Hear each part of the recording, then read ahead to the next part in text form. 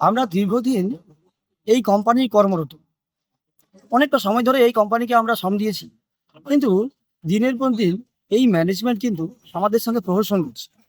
আমাদের ন্যায্য মূল্যে আমাদের দাবি দাওয়াগুলো মেনে নিচ্ছে না। আমাদের উপর অত্যাচার করছে। ভেতরে একটা সাইকেল স্ট্যান্ড ছিল, দুম করে বন্ধ করে দিল। বাইরে ঠিকমতো পার্কিং এর ব্যবস্থা নেই।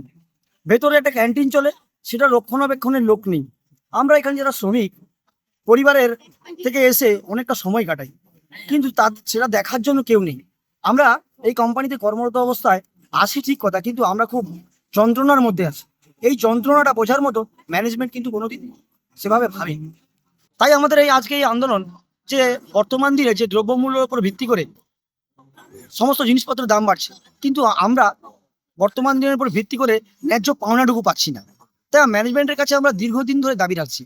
একটা 5 বছর অন্তর অন্তর সিওডি হয়, একটা 5 বছর চলে গেল, আবার একটা 5 বছর আসতে গেল, কিন্তু ম্যানেজমেন্ট আমাদেরকে নিয়ে ভাবার মতো আর সময় নেই।